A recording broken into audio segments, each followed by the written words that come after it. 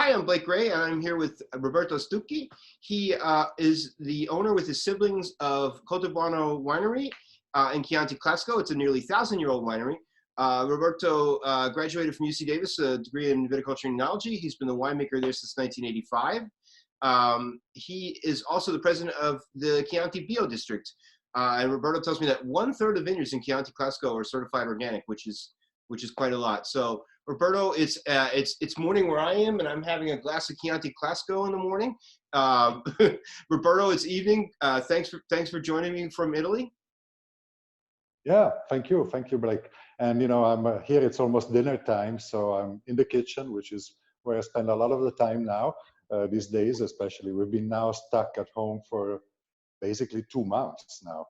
Luckily, I'm able to go to the winery occasionally, but we do most of the work from home. I mean, the vineyard team is working, doing. You can't not work, so the team is out there doing the necessary things in the vineyard. Occasionally, we do bottle some wine, but most of the office work is done by home, by distance. So I spend a lot more time in the kitchen and in the garden than normally. So my garden is looking very nice. I would have done it in the garden, but it's actually raining today, first day in a long time. So I'm in the kitchen. So yes, Badia Coltibuono is my family's winery. Badia means Abbey, so it was a very ancient place, founded by monks in the 11th century, one of the birthplaces of Chianti, and beautiful place. Unfortunately, now our touristic activity now is closed, like everything else. So we're hoping soon to be able to, get going again. We have a restaurant and an agriturismo that, of course, now is on hold, like almost everything else. But a big part of what we do is wine and some olive oil too. And wine for us has always been Chianti Classico, mostly Sangiovese, only traditional varieties. So we feel that that's very much an essential part of the identity of Chianti.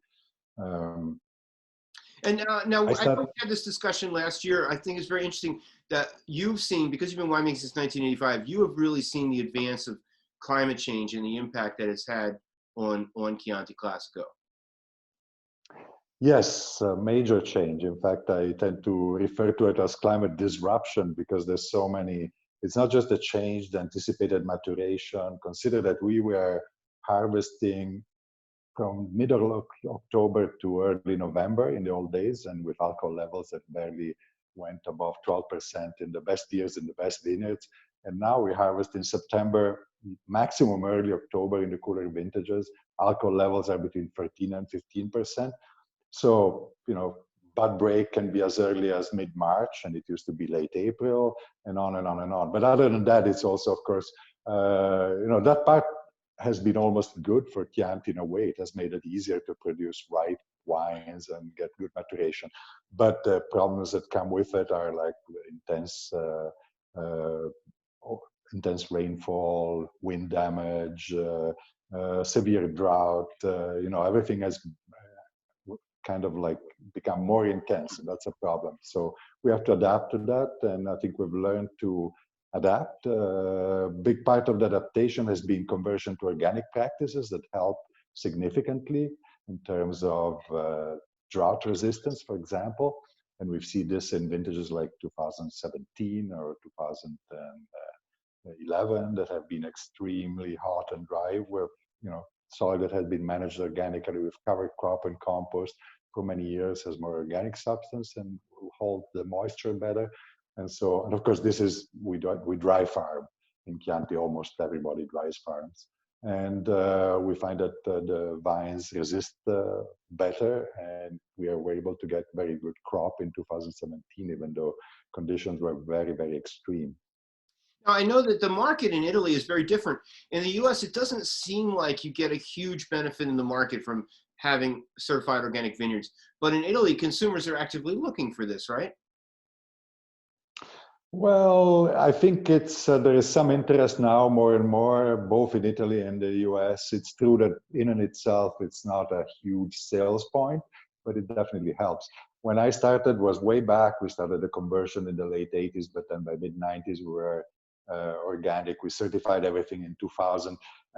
Late 90s, we were considering, the possibility of labeling organic, and everybody said, please don't do it. Do it if you like, but don't put it on the label. So that's how much things have changed. Now it's definitely appreciated, but I think people with wine still want quality, identity, style. And these days they like if it's organic or biodynamic or natural or whatever. So it's a plus, but usually not the main reason why somebody picks a wine. Mm. But it does, to me, it gives a benefit of, I mean, I can't be in every winery's, every vineyard to know what the farming practices are. And as a consumer, for me, it gives me the sense that you're not using a lot of pesticides, and that is the kind of wine I would prefer to drink. Yeah, no, absolutely. I find a certification for us as Biodistrict, for example, to be admitted, you have to be certified organic. Now we consider the certification to be the starting point, not the end point. All of us do more than what's required for certification. Certain use of cover crop, be careful about biodiversity in the vineyards and around the vineyards are not strictly required by the certification. So, certification requires that you don't use synthetic chemicals and only low levels of sulfur and copper, for example. But there's much more to that, and we want to do that. So our goal as Biodistrict is to have all of Chianti at least certified organic soon, but also to push the envelope to what we consider more advanced, sustainable practices that go beyond organic, including now, there's a lot of talk now about regenerative practices, and I think that's probably the cutting edge of what's happening. It's not only being organic, but also taking better care of the soil, biodiversity, and also we do an extra certification that requires specific practices in the winery and with workers too. So it's about sustainability for the people that work in the vineyards too.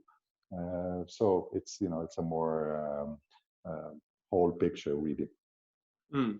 Now, something that I've always liked about your winery is that it sometimes felt like during Chianti Classico kind of went through a period of excess, and it always feels like your winery is kind of trying to push the brakes on that a little bit. And that is probably due to climate change and just grapes getting riper. But tell me about that. I mean, are there things that you try to do? Does organic farming play into that to keep your wines from going over the top? I would say the main thing is a choice about what you want Chianti to be. And for us, I like Chianti because of the elegance and the food friendliness. So in the old days, it was fairly challenging to get good maturation in Chianti Classico. So all the effort was to clones that anticipated the maturation, practices that anticipated maturation and got more concentration. But now things gone quite far in that direction because of climate change. Now I feel like I have to row backwards almost to maintain the elegance in the wines. But I made choices way back that were very, very strong in terms of only planting our own massal selections. So to maintain the traditional mix of Sangiovese that we had, very diverse clonal mix. And this helps to maintain, I would say, some more depth to the wines, but also some more elegant notes in the very hot, almost overripe vintages. But these things you have to want to maintain.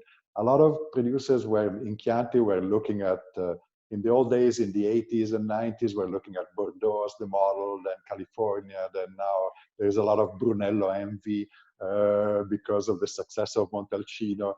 But Chianti is different, and it's like there's something about how Sangiovese does in Chianti, what Sangiovese does in Chianti, that luckily I think now it's more and more appreciated and recognized. But for a long time, many of my colleagues were going all over the place.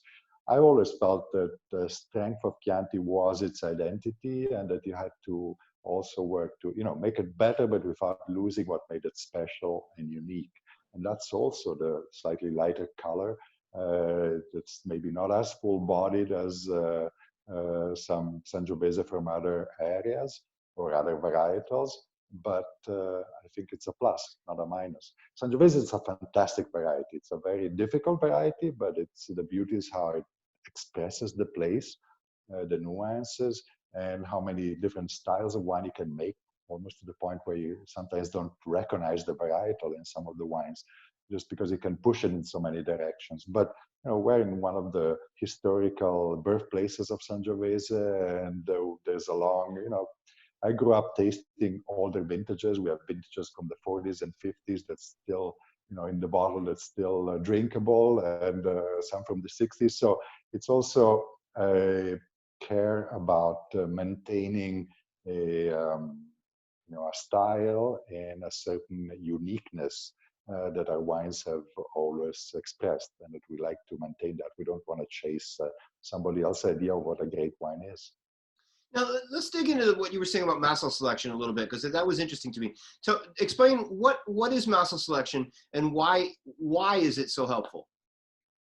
Okay, the massal selection means you don't plant a small number of certified clones, but you propagate a whole number of wines. So when I joined in '85, I knew we had to replant all the vineyards that were very old and planted quite widely spaced, so we're going to higher density. And the first choice was to select 600 mother vines from the old vineyards and propagate all of them. So that way you have a wide clonal mix. The idea back then wasn't so much for a style or whatever, but it was to maintain the DNA of the Sangiovese that was there, rather than uproot those vines and plant a number of clones, which somebody said were the best ones. And of course, that changes with time. Now, more than 30 years later, I can say that that was a blessing for a lot of other reasons, because, again, having a more diverse maturation level in the vineyards, this is not exactly in line with my Davies education back then, but having a little bit more diversity, so not all the vines in the vineyard are the same level of maturation, helps to maintain some fresher character to the wines, a little bit more acidity in the very hot vintages. So, some of the tannins are maybe a little bit less ripe in some of the vines, and that's a good thing. Sometimes you have to work a little bit harder, but it's worth it. I'm assuming you're also getting, because you're getting a little bit different levels of ripeness, you're not getting the sort of, sometimes wines that are made from one clone have this sort of monochromatic feel to them, where they're perfect, but not so interesting. Mm-hmm. Yeah, now Sangiovese, it's almost never monochromatic. It's so diverse, it picks up differences, even if it's from the same clone. But still, yes, absolutely, it's an additional note of diversity and also of uniqueness. And we also don't use only Sangiovese, but in line with the tradition of Chianti, we still use some Canaiolo, Colorino, Cilieggiolo in the Chianti Classico and the Chianti Classico Riserva. And now we've also replanted a bunch of other varietals like Mammolo, Fogliatonda, Pugnitello.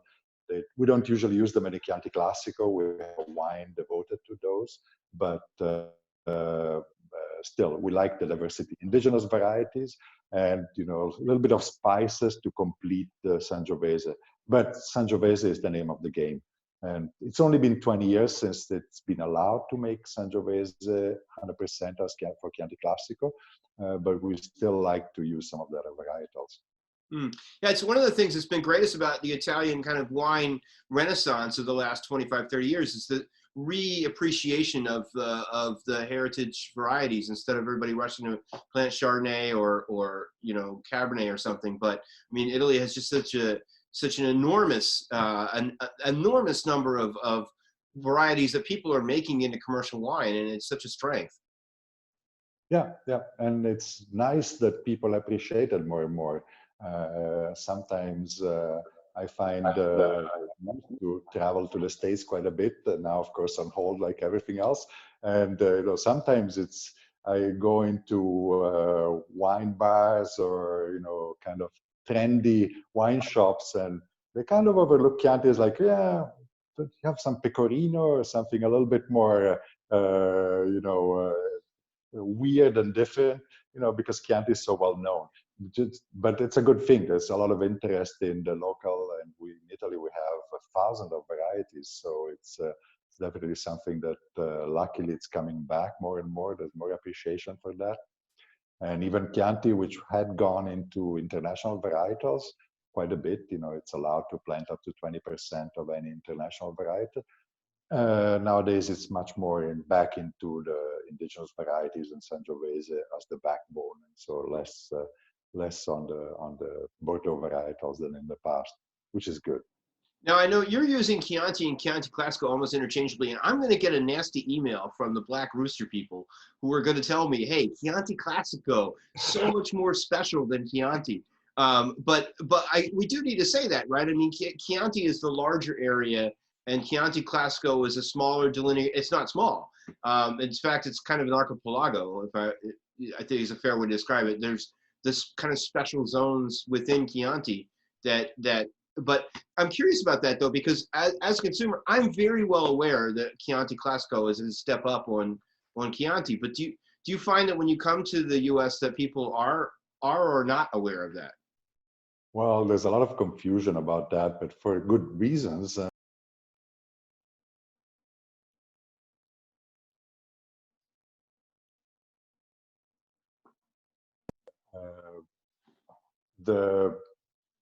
My clear message. So Chianti is the zone where Chianti Classico is produced.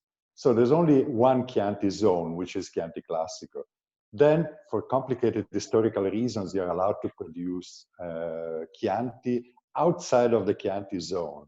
And that's what Chianti without the word Classico is. So the word Classico means that it's Chianti produced in the Chianti zone.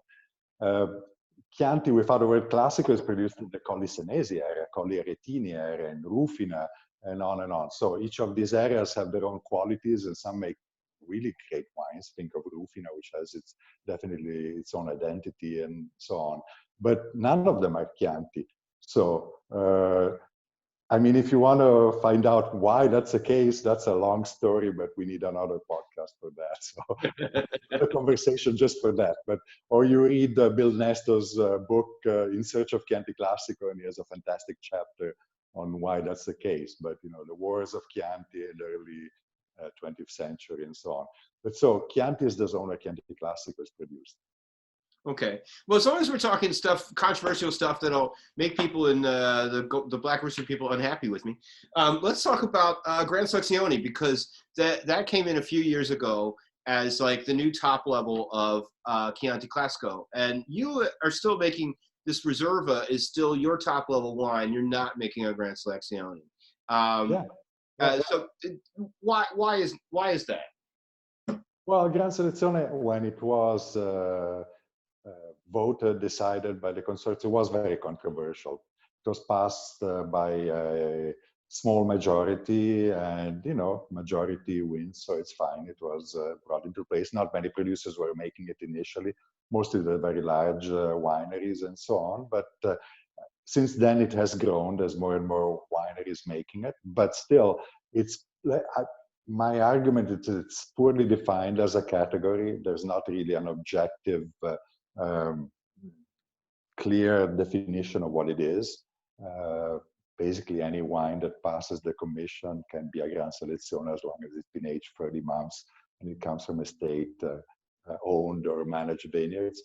So, it's not strong enough. But my main argument is this idea that that's the top of the Chianti Classico pyramid, which I think doesn't reflect reality. Chianti Classico is about diversity. In fact, the other side that was against the Gran Selezione originally were the producers that were into the geographical classification, that wanted the sub-appellations, the village appellations. And it's a fight that's still going on now. So, and we still haven't achieved the possibility of labeling Gaiolo, Errata, Panzano, Greve, Lamole, or whatever, the different subzones of Chianti Classico, which I feel would be more useful. So Gran Selezione was defined as the top of the pyramid, and so mostly, especially at the beginning, it was the big, bolder, richer, more oaky wines, sometimes the least geographically representative in many cases. Now it's changed. I mean, there's more producers making it, so it's all over the place. There's some great wines in the category, but the category itself is not clearly defined. And if you look at Chianti Classico, you have fantastic wines in the Riserva category. You have amazing wines in the Chianti Classico, Annata category. You know, some of those were in the top, you know, third or fourth in the top 100 on the Wine Spectator was a Chianti Classico Annata last year, not even a Riserva. On the other hand, you Annata, also by the have, way, Annata just means non-reserva. Annata means year, right, or vintage. You're just talking yeah, about your yeah, basic entry level Chianti Classico. basic entry level. But the beauty of Chianti Classico is how, you know, some of those wines are exceptionally good. And so it's not that they're, you know, Riserva is necessarily better than a Classico and Gran Selezione is better. They're different styles. Chianti Classico is to drink young, has more freshness. It's Riserva is definitely more age-worthy. Gran Selezione, whatever, I can't say much about it because I don't produce it. And on top of that, to make things more complicated, we also have IGTs in Chianti Classico, what used to be called Super Tuscans, so which are also some of the best wines of the zone. And so, you know, it's a very interesting area, a little bit confusing sometimes because of its complexity. But I find that the best way to read it would be to work on the geographical appellations for, and there you could have, you know, Chianti Classico Annata. If it was all made from one zone, it would be labeled Gaiole or Monti, which is the zone where we have the vineyards, uh, which is part of Gaiole. So I feel that Chianti Classico would benefit from being not just the comuni, which are 8, but also some of the village. Maybe we could have 30 areas. There's actually a project in this direction that has, I think, would be fantastic for the future of Chianti Classico. And hopefully we can get it going. You know, I've always been interested in this because I have the great privilege to go to Italy just about every year to taste Chianti Classico. And people have been talking about this regionality thing for a long time. But I, not being a winemaker there, you are acutely aware that when you have some grapes from Gaiole, they taste like they're from Gaiole. But coming at it, I'm just looking at the bottled wines, and I can't taste it.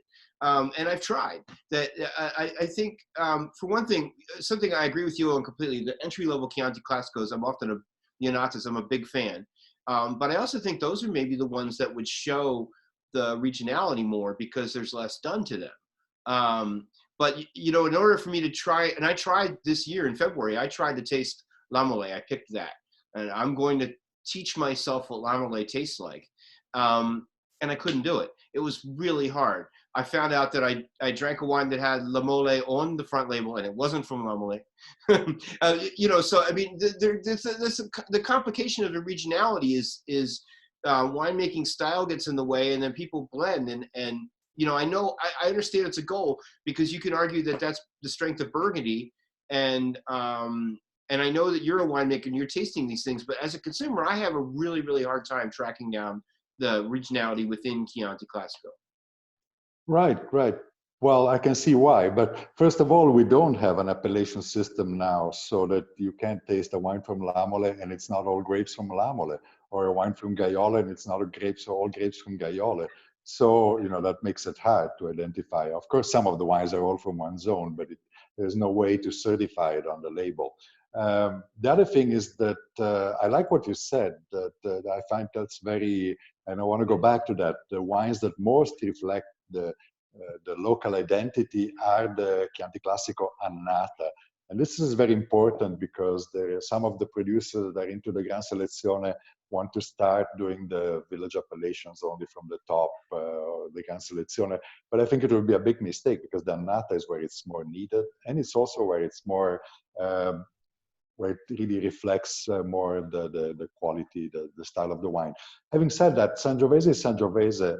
What's even what affects it very much is the hand of who makes the wine. So you can have wines made in the same sub-appellation, say Monti and Chianti, and they're very different from each other because, you know, we have colleagues in Monti that like to, you know, have a little bit heavier hand with concentration or oak, for example, and they make fantastic wines, but are very different from the wines that I make, which are, as you said, are a little bit more, a little bit lighter, which I consider a, you know, a plus, or at least part of the identity that I like in the wines.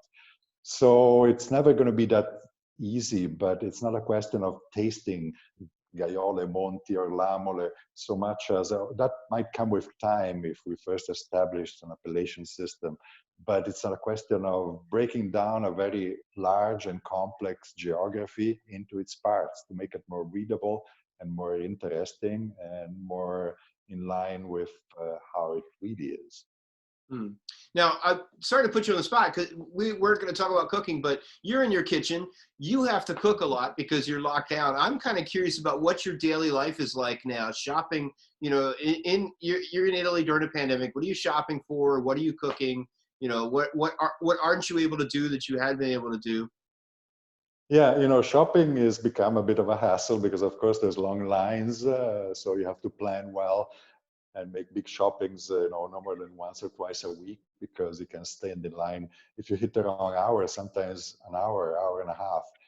I've waited 2 hours in line because, they only allow a small number of people in at one time. And so, especially at the beginning, it was really bad. So, that takes up some time. But, I save a lot of time, an hour, 15 minutes from the winery.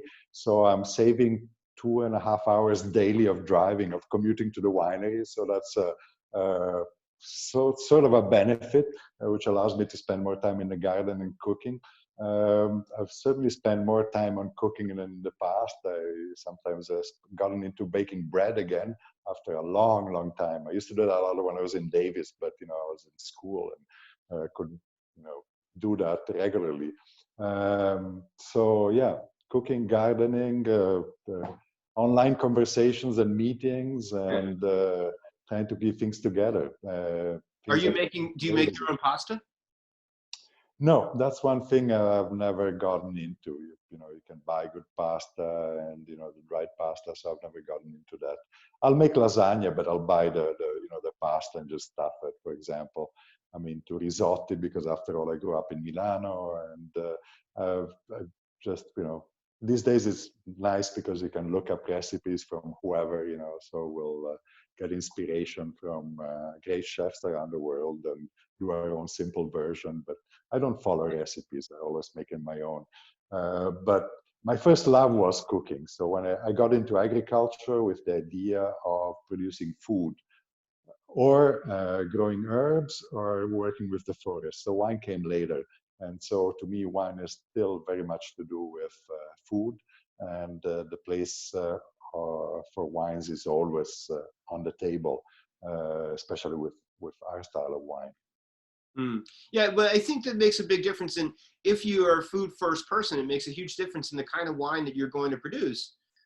Because yeah, it is true. I mean, your Reserva, but this Reserva's got plenty of freshness, and this will be just fine. We're going to have it with dinner tonight. I don't know what we're going to have yet, but this is one of the things that I like most about Chianti Classico is that I can have it with just an extremely wide range of things that you can't have. A lot of times, if you want to have a red wine with white wine food, Chianti Classico is kind of a go-to for me. Yeah, yeah, I like to hear that because I've always believed that's the case. And of course, the tradition was in Italy was you drink the local wine with whatever you had. So it was you wouldn't have in the old days a wide choice of wines. You had a local wine for the most part, and so you'd have Chianti whether you had seafood or steak. But luckily, Chianti does well with a variety of food. It's very food friendly. So one of my really fun experiences in the States years back was a wine dinner in an Indian restaurant, which was a fantastic Indian restaurant in Milwaukee with a great wine list. And this was many, many years ago. You just said And three it was, things that I did not think could go together. Great Indian restaurant in Milwaukee with a great wine list. Did not think this was possible. there's a lot of surprises, but yes, US are an amazing place. And yeah, and in fact, we're having a conversation today on an online meeting about bringing wines into China and with an organization that has a base in China and Italy. And they were saying how Chianti does reasonably well with a lot of Chinese food where you would normally have a harder time pairing some red wine like Sichuan or something like that. So you can get away with a lot of weird pairings with Chianti Classico. Yeah, it's true. Well, Roberto, I really appreciate you joining me this evening and putting off your dinner. What are you going to have for dinner tonight? I haven't decided actually, so I should get to it. But Yeah, you better get on it. All right. Well, thanks, Roberto. Thank you for joining me. thank you, Blake. Thank you.